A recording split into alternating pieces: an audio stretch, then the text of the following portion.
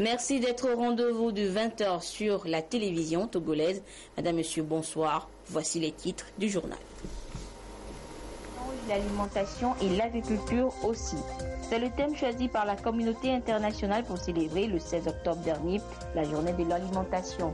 Une semaine après, le Togo table sur le sujet avec ses partenaires pour relever le défi de la lutte contre la faim en mettant à contribution les femmes. Et c'est toujours au bénéfice des femmes, surtout les veuves, que le Togo va en guerre contre les rites de veuvage jugés dégradants. Et pour y parvenir, les chefs traditionnels, garants des us et coutumes, sont sensibilisés. Et puis notre pays veut parvenir à la réalisation des objectifs de développement durable ODD à l'horizon 2030. Et pour remporter le pari de l'éducation de qualité pour tous, il faut compter nécessairement sur la recherche. Comment ? Les responsables de l'enseignement au supérieur le découvrent depuis ce matin.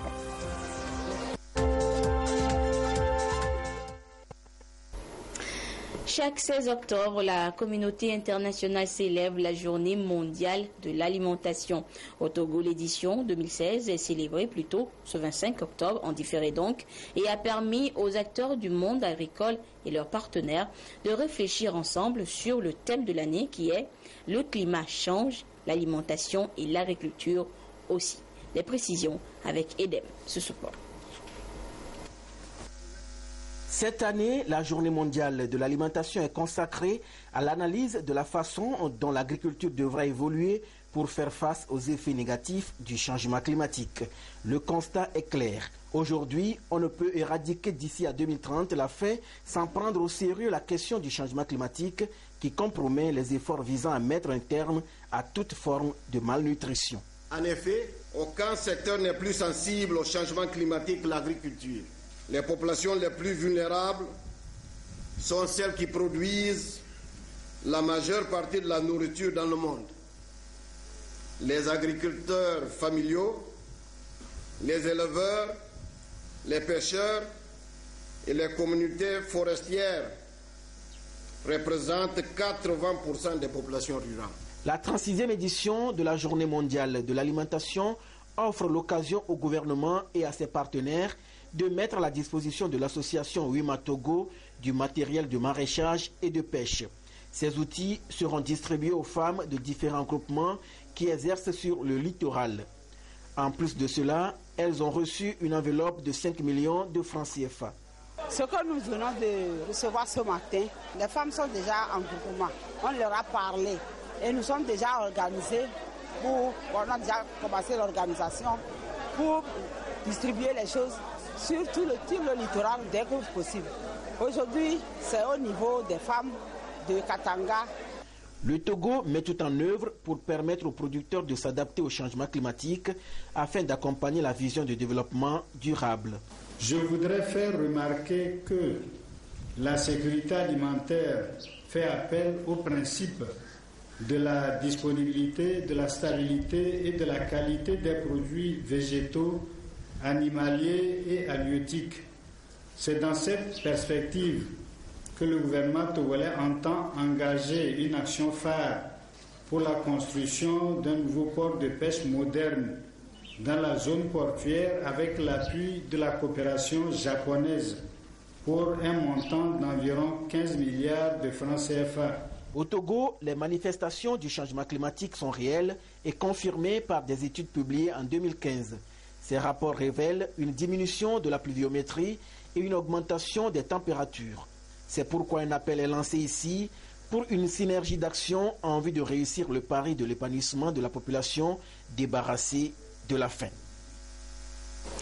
Et la volaille fait également partie de l'alimentation des Togolais.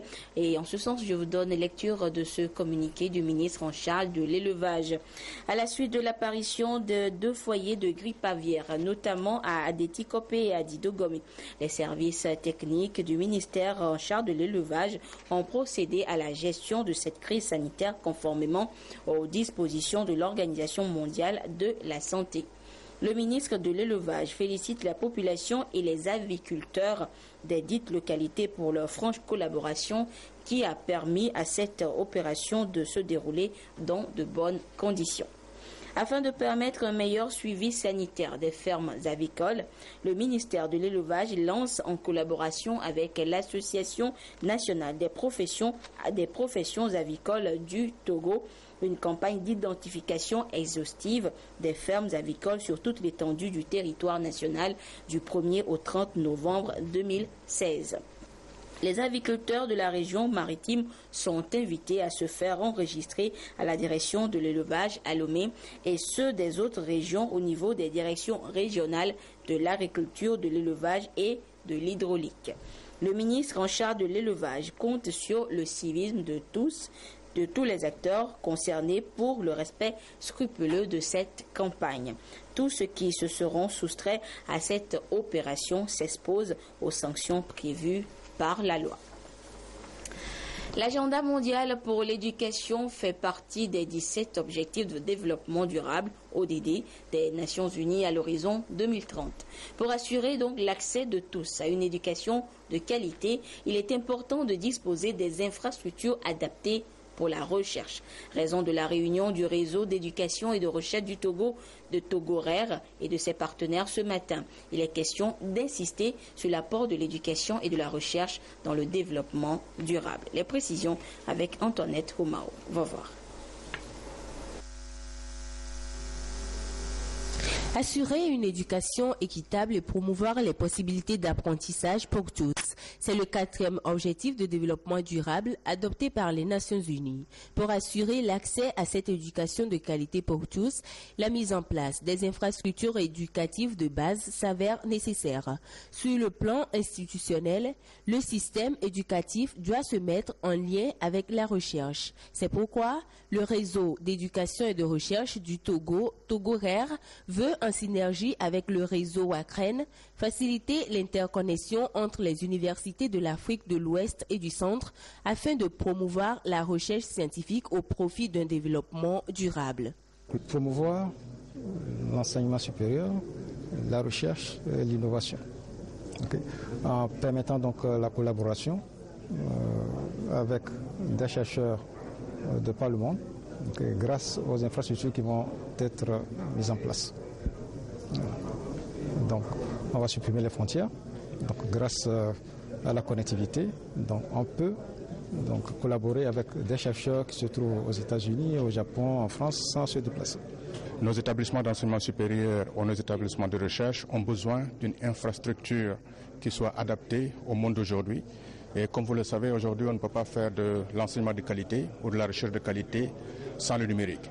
Donc c'est pourquoi nous nous attelons au niveau de l'espace Wakren, en Afrique de l'Ouest et en Afrique centrale, à mettre en place une infrastructure pour supporter, pour accompagner les chercheurs, les enseignants et les étudiants. Depuis plusieurs années, le gouvernement s'attelle à promouvoir les technologies de l'information et de la communication au Togo en mettant l'accent sur leur développement et leur intégration dans le système d'enseignement. Je me contenterai de rappeler l'interconnexion des établissements publics de formation au réseau IGOUV et le réaménagement du câblage en fibre optique de l'Université de Lomé de Kara, la mise en place d'une base de données pour la gestion administrative et pédagogique dans les universités publiques, reposant sur un identifiant unique des étudiants, afin de favoriser la reprise éventuelle d'études, participe de la même volonté du gouvernement de franchir un cap dans les usages numériques mis au service du développement national. Le Togo fut le premier à signer le protocole d'accord avec Wakren. Cette signature marque l'adhésion de notre pays au projet Africa Connect 2 qui apportera, nous en sommes convaincus, des solutions novatrices à l'intégration et à la promotion des TIC dans l'enseignement supérieur et la recherche, répondant ainsi à nos préoccupations. Il y a quelques mois déjà, le ministère de l'Enseignement supérieur et de la Recherche a signé un partenariat avec Togorer dans le contexte du projet Africa Connect 2 qui permet d'interconnecter les structures d'enseignement supérieur au réseau Togorer. Il s'agira désormais de promouvoir l'excellence et la qualité de l'enseignement à travers ces réseaux d'éducation et de recherche. Une délégation du caucus des femmes parlementaires est en tournée dans la région de la Kara. Elle a entrepris une campagne de dissémination des dispositions du Code des personnes et de la famille et du Code pénal au profit des femmes afin que celles-ci découvrent leurs droits et devoirs grâce à ces lois. Nous y reviendrons dans nos prochaines éditions. Et puis les femmes ont surtout droit à la dignité. Un droit bafoué par les rites de veuvage qu'elles subissent après le décès de leur mari. Le gouvernement togolais donne un carton rouge à de telles pratiques. Une action relayée par l'ONG Alafia qui, pour parvenir à la fin de ces rites dégradants, met à contribution les chefs traditionnels et coutumiers. Les précisions avec Trinité Kélélim et Rachel Aouko. Les rites de veuvage. Des pratiques toujours dénoncées par les acteurs de la promotion de la femme pour leur aspect avilissant et dégradant pour les femmes. À ce forum, l'ONG Alafia met à contribution les leaders coutumiers et communautaires afin qu'ils usent de leur influence pour réviser ces pratiques en les rendant moins pénibles pour les veuves. Dans le temps, c'était 3 ans, 4 ans. Même maintenant, on a réduit les choses au plus 8 jours. Dans chaque famille, il y a une manière d'enterrer les morts. Donc, tu es obligé de faire le veuvage pour que tu ne sois pas possédé par l'âme de ton mari. Nous sommes deux, on s'aime. Il y a le vent et la tempête, la joie et la peine. L'autre décède. Tout d'abord, c'est un regret, une disparition qui brûle dans le cœur de la femme. Maintenant, l'ajouter encore à d'autres peines, c'est criminel. Il va falloir qu'on diminue. Et aucune tradition ni aucun vaudou n'admettra vraiment la souffrance d'une femme veuve. L'heure n'est plus au silence. Il faudrait agir pour mettre fin au drame que vivent les femmes veuves. Il n'y a pas de cérémonie de veuvage où il n'y a pas une des pratiques qui est une forme de violence faite sur la femme. Par exemple, inhaler le piment. Si tu tousses, c'est toi qui as tué le mari. Aller contracter un rapport sexuel avec un inconnu, et c'est aussi une forme de violence. C'est vrai, il y a la coutume, nous ne pouvons pas nous dissocier de la coutume, mais il y a des coutumes qui humilient la dignité de la femme. Pour nous, les rites de veuvage, c'est des formes de violence faites aux femmes. Et ces rites de veuvage ont d'autres conséquences beaucoup plus malheureuses. Par exemple, la propagation du VIH-Sida, qui a aussi d'autres ramifications. Est-ce que les femmes sont au courant qu'il y a des lois, des tests juridiques qui les protègent? Voilà pourquoi nous existons, pour essayer de sensibiliser. Pour les chefs traditionnels, la tâche n'est pas du tout aisée. Il faut convaincre et sensibiliser les tenants des traditions dans une approche graduelle et consensuelle pour obtenir progressivement un changement de mentalité. Il y a plus de 20 ans que ce problème est sur le tapis dans notre pays. Aujourd'hui, c'est déjà un pas en voyant comment les chefs traditionnels ont répondu et en voyant comment les prêtres et prêtresses vaudous, aussi ceux qui s'occupent des rites et des coutumes de notre pays, sont représentés. Il faut que notre tradition existe, donc c'est les pratiques néfastes, dégradantes, cruelles qui seront enlevées. La réflexion va apporter la solution. La Constitution togolaise consacre l'égalité des sexes et fait des droits et devoirs énoncés par la Déclaration universelle des droits de l'homme et d'autres conventions et traités internationaux, à l'instar de la Convention sur l'élimination de toute forme de discrimination à l'égard des femmes, partie intégrante de ces dispositions. Aussi, le nouveau Code des personnes et de la famille adopté en 2012 autorise-t-il les veuves à refuser les pratiques jugées néfastes, mais l'on constate que dans la réalité, ces dispositions n'arrivent pas à mettre fin à ces pratiques dégradantes.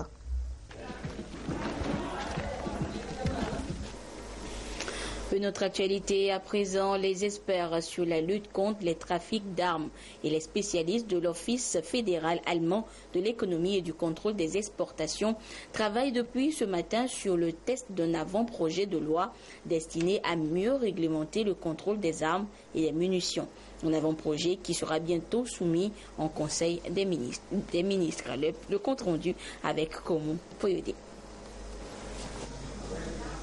Cet avant-projet de loi portant contrôle des armes à feu fait suite à la ratification par le Togo en octobre 2015 du traité sur le commerce des armes. C'est dire que le Togo se doit de mettre en place un cadre normatif national permettant d'assurer son application. Ce projet de loi tient compte des exigences des normes internationales en la matière, d'où ces échanges avec les experts allemands. Tous les textes réglementant le trafic et le commerce des armes à feu sont d'usière. Et nous avons élaboré un avant-projet de loi pour soumettre au gouvernement, autrement dit à l'Assemblée nationale plus tard. Maintenant, comme nous ne sommes pas sûrs de ce qui se passe aujourd'hui, nous avons invité tous les experts pour examiner cet avant-projet de loi en tenant compte bien sûr de ce qui se passe dans la sous-région et dans le monde. Donc nous attendons un texte convenable pour soumettre au gouvernement. Même si des dispositions réglementaires existaient déjà au Togo, elles sont dépassées et méritent d'être renforcées. Le ministre de la Sécurité et de la Protection civile appelle donc à des échanges fructueux devant aboutir à un document fiable au service de la sécurité au Togo. Il s'agira en effet, au cours de ces assises, de prendre en compte les manquements constatés au niveau de l'avant-projet de loi portant contrôle des armes à feu, des munitions et autres matériels connexes, en vue de les améliorer en intégrant les nouvelles exigences du traité sur le commerce des armes et autres tests pertinents, notamment la convention de la CEDEAO sur les armes légères et petits calibres et le protocole sur les armes à feu. Chers participants, votre mission est donc déterminante. En ce sens qu'à l'issue de cet atelier, il est attendu de vous un test qui répond à la fois aux réalités nationales et aux obligations internationales de notre pays. Le monde entier est en proie ces dernières années à des guerres, attaques et attentats meurtriers, d'où la nécessité de lutter contre la prolifération, la circulation et le trafic des armes légères et de petits calibres. 7 jeunes entrepreneurs togolais bénéficient d'une subvention du programme de promotion de l'entrepreneuriat des jeunes 2016 de la conférence des ministres de la jeunesse et des sports de la francophonie. Et cet après-midi, ils sont entrés en possession de cette subvention à travers des chèques d'un coût total de 8 800 000 francs CFA. Des chèques qui leur permettront de mettre en œuvre leurs différents projets, des initiatives économiques. Les précisions avec Medina Salami.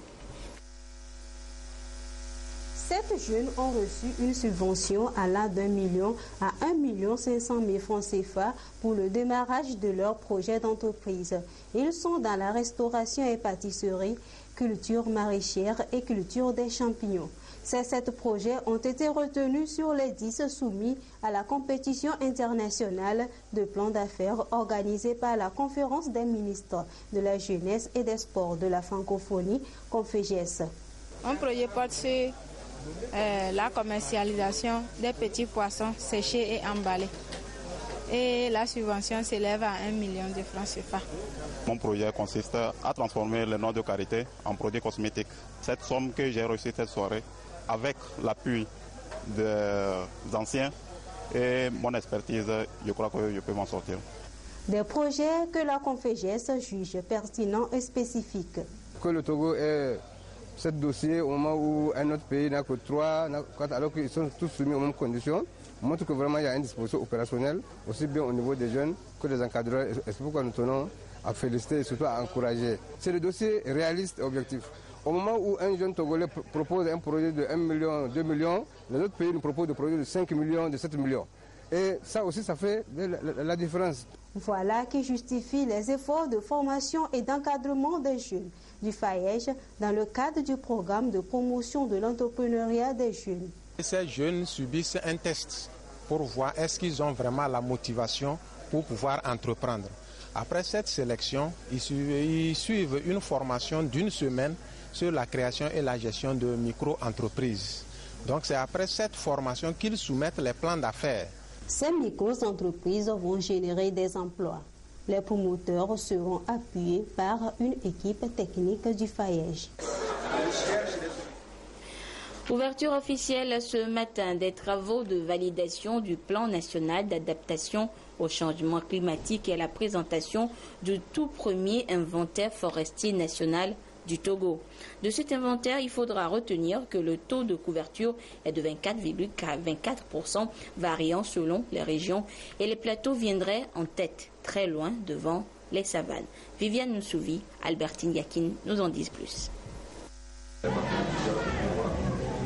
Les prestations de soins dans les hôpitaux et cliniques sont sous la supervision des médecins qui font un travail de cœur pour que les patients retrouvent leur santé. Au plan national, ils sont organisés en Ordre national des médecins du Togo, une organisation en interne pour coordonner les activités. Une tournée nationale de cet ordre est à l'étape de Dapan. Ici, la délégation a échangé avec les autres médecins sur le code déontologique médical, la conscience professionnelle, médecins et la continuité des services de santé ainsi que la mutuelle.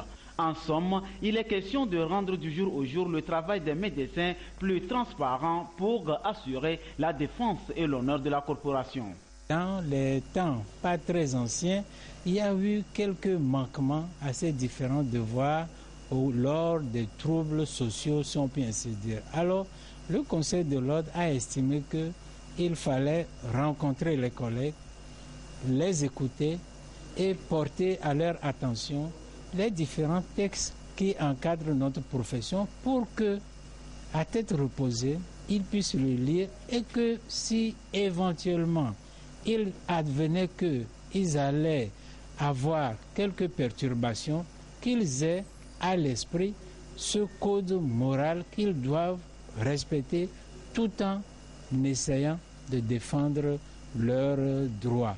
Donc c'est cette motivation-là qui nous a amenés à venir ici à Dapan. Une tournée pour aussi inviter les collègues à s'inscrire à l'Ordre national des médecins du Togo et à être à jour, bref, à se conformer à la règle dans sa globalité et mener à bien les activités en suivant le code moral. L'amélioration des conditions. Vous venez donc plutôt de suivre la tournée de sensibilisation des membres de l'Ordre national des médecins du Togo à l'étape de Daparon, où ils ont entretenu leurs collègues sur la déontologie médicale et la conscience professionnelle. Et lorsque les médecins sont rompus à leurs tâches, il leur faut obligatoirement du matériel et de l'équipement adéquat. C'est ce qu'apporte l'association Espoir pour demain avec ses partenaires américains aux structures sanitaires de la COSA. Sur place, la correspondance de Nestor Mozo. Ce matériel médical et équipement émane de l'ambassade des États-Unis d'Amérique au Togo et de l'ONG HTH ou Hope True Help. Les deux ont apporté leur assistance à l'AED, Association Espoir pour demain, qui s'occupe de la prise en charge des personnes vivant avec le VIH dans la préfecture de la COSA. Le don a coûté plus de 159 millions de francs CFA. Tout le monde sait quand vous recevez un don, ce que ça représente. Je suis très contente. On avait un manque cruel de matériel, mais nous nous sommes retrouvés débordés de matériel. Je suis très contente, très heureuse. Et je pense que la prise en charge des personnes vivant avec le VIH va s'améliorer à travers tout ce que nous avons reçu ce matin. Ce n'est pas seulement les personnes vivant avec le VIH, à travers eux, la prise en charge de la santé maternelle et infantile. L'association AED va garder une partie du don.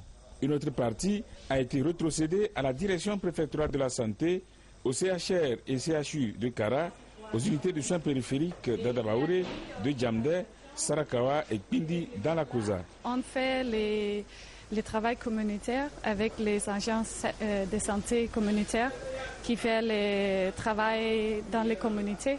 Et on supporte aussi les USP, les unités de soins périphériques, avec leur travail pour les cibles des femmes enceintes et les enfants de moins de 5 ans. Et on va travailler avec ça pendant 3 ans. C'est un projet pilote. Et ce lot de matériel vient à coup sûr renforcer le plateau technique de notre structure qui va d'une manière ou d'une autre assurer une meilleure prise en charge des patients qui sont souvent référés au CHR pour des cas d'urgence. L'ONG Gabel Abassa et l'association Espoir Vie Togo à Lomé ont bénéficié elles aussi du don du même genre. Éducation cette fois, une semaine après la rentrée scolaire au Togo, le CEG Balavé dans la préfecture de Kloto fait peau neuve. Un nouveau bâtiment scolaire a été construit et remis aux responsables de l'établissement. C'est un geste de l'association Les Amis du Togo en Allemagne. Le compte rendu avec Augustin Kossi. C'est un nouveau bâtiment scolaire de 4 classes et d'une direction qui vient d'être inauguré ici au CEG Balavé dans la préfecture de Kloto. L'infrastructure a été réalisée grâce au soutien de l'association Les Amis du Togo en Allemagne. D'un coût total estimé à plus de 22 millions de francs CFA, cet édifice va permettre aux apprenants d'être à l'abri des intempéries et d'étudier dans les meilleures conditions. Le ministre des Enseignements primaires et secondaires s'est réjoui de la disponibilité du donateur à soutenir les couches vulnérables. Il a surtout salué la qualité des relations d'amitié et de coopération entre le Togo et l'Allemagne. Cet événement démontre à profusion que lorsque deux peuples amis décident de passer à l'acte en se donnant la main, eh bien, la machine du développement économique et social s'enclenche quasi instantanément.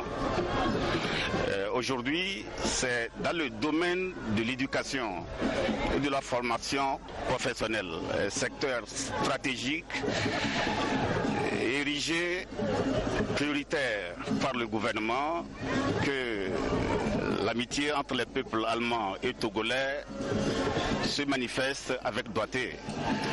Je voudrais, au nom du gouvernement, au nom de toute la jeunesse togolaise et de la jeunesse de Balavé en particulier, remercier tous ceux qui, d'une manière ou d'une autre, ont œuvré pour l'aboutissement heureux du projet. L'ambassadeur d'Allemagne au Togo, Christophe Sender, a salué vivement la mobilisation de la population de Balavé autour du projet. Il a ensuite invité les bénéficiaires à prendre soin de l'édifice. L'association a également doté l'établissement d'une salle informatique bien équipée. Les acteurs présents ont saisi cette occasion pour remettre les certificats de fin d'apprentissage et du matériel de travail à une trentaine d'artisans. À Saint-Cassé, dans les savanes, c'est un important lot de fournitures scolaires qui a été remis aux élèves démunis et aux meilleurs élèves admis aux différents examens. Et c'est un geste du chef de l'État. Sur place, la correspondance de Désiré à l'œil. Le gouvernement togolais, dans sa politique de l'éducation pour tous et de l'enseignement de qualité, met des bouchées doubles avec ses partenaires des ONG et autres pour atteindre des objectifs. La politique de culture de l'excellence qui s'ensuit porte des fruits. Les meilleurs apprenants chaque année sont récompensés pour tirer les autres et assurer d'une bonne base de formation avec des performances.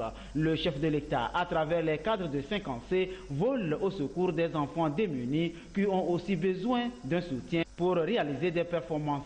Des kits scolaires dans ce sens leur ont été donnés. Le deuxième acte de la journée, la remise des prix d'excellence aux meilleurs élèves admis au CPD, au BPC, au Bac 1 et au Bac 2. Un coup de cœur du président de la République qui pense au même moment aux établissements scolaires avec des prix spéciaux, en plus des lots de nattes pour les jardins d'enfants. Une joie immense pour les bénéficiaires. Je passe en terminale A4 cette année et nous venons d'en bénéficier des prix venant du président. Nous le remercions beaucoup. Une femme, c'est éduquer toute la nation. Donc j'appelle toutes nos sœurs filles élèves de mieux travailler et d'embrasser les études avec les deux mains, car les études seules peuvent nous sauver. Nous sommes des enfants démunis de Saint-Cassé. Nous disons merci au chef de l'État parce qu'il nous a donné des cahiers. Les parents d'élèves touchés par ce geste de solidarité témoignent leur gratitude au chef de l'État. Nous sommes très bien, très contents de ce geste que le président Faure nous a envoyé ce matin. Donc pour ça, nous le remercions beaucoup. Nous le remercions infiniment. Donc toute la population de Saint-Cassé nous souhaite bonne œuvre. Ils étaient là, les cadres de Saint-Cassé, pour soutenir les jeunes frères, la relève de demain. C'est un grand geste qui vient témoigner encore à la population de Saint-Cassé que le Son Excellence, le président Faure Simna Gnassingbé, n'a jamais oublié la jeunesse. Et comme vous le constatez dans la salle, tous les élèves sont contents et c'est la fête ici à Saint-Cancé. Nous profitons de l'occasion, nous cadres de la préfecture de Saint-Cancé, rendre un hommage aux acteurs de l'éducation. L'élimination de la pauvreté passe par l'école. Une éducation pour tous et de qualité tant préconisée par le chef de l'État est toujours de mise. À chacun de jouer du jour au jour son rôle selon le porte-parole des cadres de Saint-Cancé qui a convié les enseignants au courage, appelé les élèves à l'assiduité et les parents à la scolarisation de tous les enfants, garçons et filles, sur les mêmes bases afin de relever ensemble les défis de développement. Le président de la commission technique de gestion et de suivi de l'aide de l'État à la presse porte à la connaissance des responsables des médias écrits et audiovisuels privés qu'à la suite de la nomination des membres de la commission le 26 septembre dernier, des rencontres qu'elle a eues avec le président de la Haute Autorité de l'Audiovisuel et de la Communication et le ministre de la Communication, de la Culture, des Sports et de la Formation civique, ainsi que des réunions qu'elle a tenues le 7 et le 24 octobre 2016, le processus d'identification des bénéficiaires pour la période allant du 1er mai 2015 au 30 avril 2016 a été engagé. Il se déroule sur la base du respect des dispositions relatives au dépôt légal et des rapports de la RAC et de l'Observatoire togolais des médias OTM, parallèlement à la mise à la disposition des ressources financières inscrites selon les nouvelles modalités mises en place par le ministère de l'économie et des finances. À cet effet, les conditions de base d'éligibilité à l'aide telles que prescrites par le décret 2009-065 du 30 mars 2009 portant en modalité de gestion, de répartition et de gestion des aides et avantages d'ordre économique et financier accordés à la presse sont publiés sur le site internet de la Haute Autorité, sur les chaînes nationales de radiodiffusion et dans le quotidien national Togo Presse. Le président de la commission technique de gestion et de suivi de l'aide de l'État à la presse invite les postulants à cette aide à prendre les dispositions adéquates en attendant la publication de la liste des bénéficiaires retenus.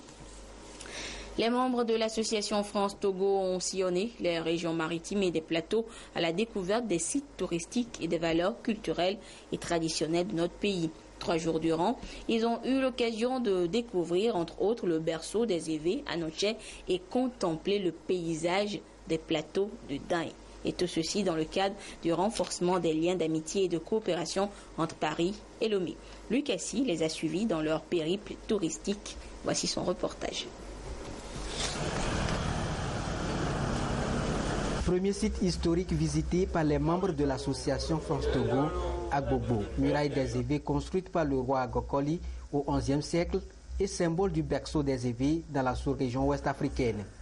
Les hôtes ont échangé avec le roi Agokoli IV dans le sanctuaire, puis cap sur le barrage de Nangbeto. La délégation a goûté les mets du terroir et découvert le fleuve Mono dans son splendeur. Clarisse Agbenienou, médaillée d'argent aux derniers Jeux olympiques en judo, française de nationalité et togolaise d'origine, exprime sa fierté de retrouver sa terre natale après 8 ans d'absence. Enfin, je suis là. Ça fait des années et je suis revenue. Ça y est, ça fait du bien. Je me sentais respirer.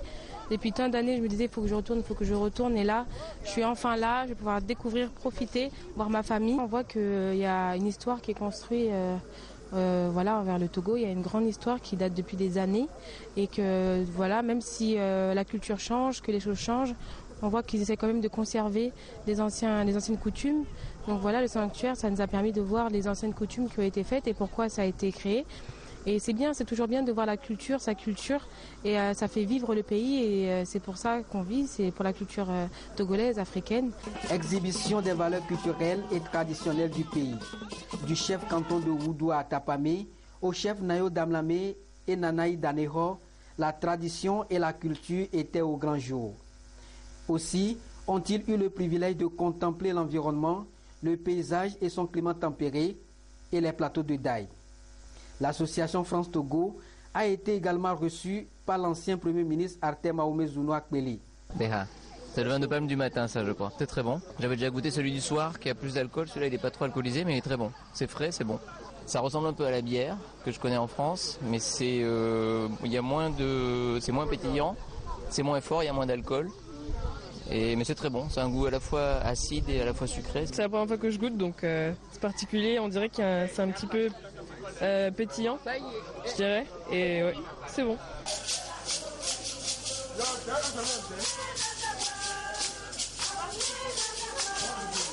Cette tournée aura le mérite de permettre aux membres de l'association France-Togo de découvrir les régions maritimes et des plateaux dans leur diversité culturelle et traditionnelle. Et comme ils ont eu à le constater eux-mêmes, le Togo grandeur nature reste une fierté partagée. Un retour aux sources pour certains et une découverte pour d'autres. Et voilà, c'est sur ces belles images que se referme cette édition. Merci à vous qui l'avez suivi un peu partout grâce à la télévision togolaise. Retrouvez Adolphe Paca à 22h30 pour la dernière édition du journal. Au revoir. Suivez.